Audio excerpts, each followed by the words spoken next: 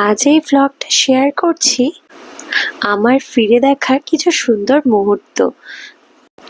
আজ থেকে 2 বছর আগে 15ই জুন 2023-এ মা সোনার স্বাদ পেলাম শুধু তোর জন্য। সেই জার্নিটাই পুরো আমি শেয়ার করছি। এই যে আমাকে নিয়ে গেল, আমার 2 মা সব সময় আমার পাশে ছিল। আর দিদি, সে তো অফিসে মিটিং টিটিং ছেড়ে আমাকে দেখতে চলে এসেছিল, ছোট্ট ঈশানীকে দেখতে চলে এসেছিল ওর মামা। আর বাবাও এসেছিল পরের দিন। তো সবাই আমার পাশে, আমার পরিবাররা ছিল। এই যে আমাকে এখন ওটিতে নিয়ে যাওয়া হচ্ছে। ওটিতে নিয়ে যাওয়ার সময় একটু ভয় কাজ করছিল যে প্রিয় মানুষদের ছেড়ে ওটিতে যাচ্ছি প্রথম, ভীষণ ভয় কাজ করছিল।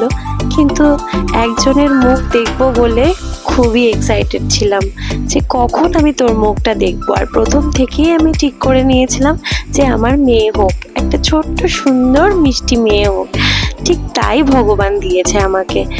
তো আমার একটু অসুবিধাও হচ্ছিল, অক্সিজেনের প্রবলেম হয়েছিল ওটিতে।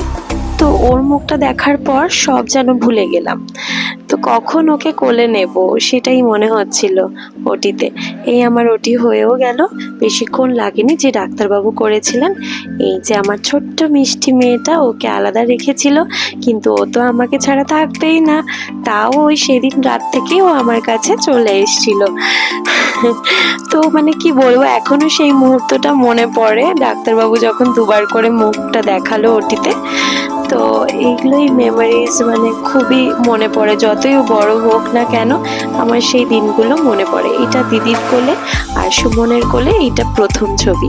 এই যে আমরা ওকে বাড়িতে নিয়ে আসছি, আমার ছোট্ট লক্ষ্মী মাকে আমি বাড়িতে নিয়ে এসেছিলাম, সবাই মিলে এসছি। দেখো, আর ছোট্ট ছোট্ট চোখ দিয়ে ও দেখছে, ওকে আশীর্বাদ করছে মামুন্দি। তো এরকম করে আমার মেয়েকে ঢোকানো হয়েছিল। তো আরও কিছু আয়োজন করার ইচ্ছা ছিল, কিন্তু যেহেতু বাড়ির সবাই ওখানে হসপিটাল থেকে আনতে চলে গেছিলো, তো এখানে বেশি কিছু অ্যারেঞ্জ করা যায়নি। তো এই জন্য আমাদের পাশেই থাকে মামুন্দি, ও এই ব্যবস্থাটা করেছে। তো এরকমভাবে চালটা এরকম করে ও ঢুকলো। তো কি সুন্দর মুহূর্ত। তো এটাই কি ও বড় হয়ে দেখবে।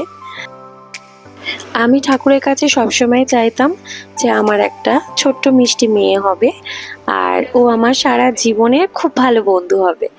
তো তাই ঠাকুর শুনেছে, আর আমি এটাই চাই, তুই অনেক বড় হ আর ভালো মানুষের মতো মানুষ হ, এটাই। আর আমি